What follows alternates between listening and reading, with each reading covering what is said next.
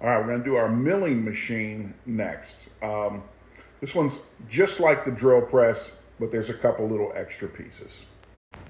Start with your base, sandwich these together, glue them, and then glue it into the base. Okay, remove these three pieces next. This is going to be your work table. Flip the work table over and glue a little extra glue there. That's okay. We'll spread that around a little bit. Glue this shape here flush with one of the front edges of the work table. And then glue this piece flush with the next one. This doesn't have to be exactly in the center, but get it close as you can. Put a dot of glue in the notch on the upright. A little more than a dot. I'm going to clean that up a little bit. Now we're going to shove this edge into that opening right there. And it doesn't have to be exactly centered. So we'll go ahead and do that and let that dry. And you should have something like that so far.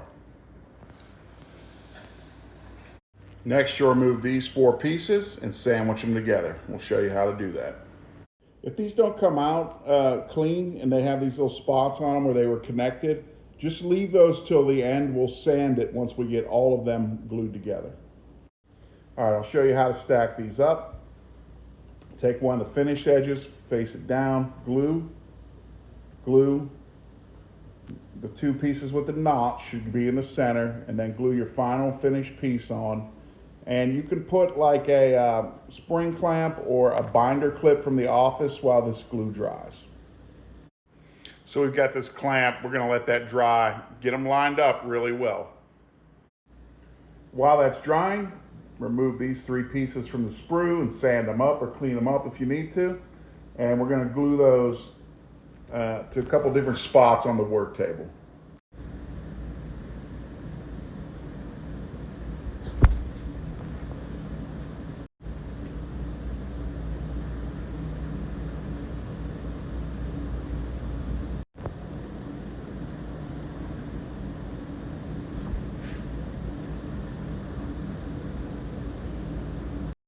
Next, you'll glue this top piece on the upright support by putting a little bit of glue into that opening. Next, remove this piece and this piece right here. You're going to want to glue this little piece about right there, center it on there once you get your glue. All right, now you'll glue this piece under the top section of your milling machine. As usual, you're probably using too much glue. My glue control's terrible. All right, next we're gonna remove these three smaller circles, and those will be our actual cutting tool, arbor. I'm sorry. All right, you're gonna glue these two together. Just gonna dab it and glue this time. Maybe I'll get a little bit better at this as we go. Just try to center it on there as best you can. You're gonna let that dry. Turn it upside down. I'm just gonna put a dab of glue in the center right here. And I'm going to put that cutting tool on there. It's a little tricky, but most hobbyists should be able to handle that. Let that dry upside down.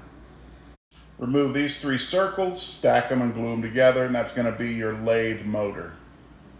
You're going to glue that stack of circles right here on that circular outline.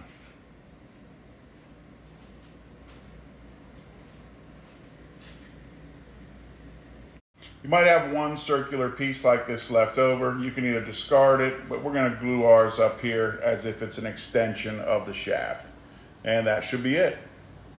You can paint this with a rattle can or with a brush, but after you get it painted up, you can highlight some of the controls on the side. We think that industrial sort of green, grimy look is what you're going to go for here. But you can put this in a factory or any kind of workshop. Really gives it your table a nice detailed item to just kind of elevate what you've got going on.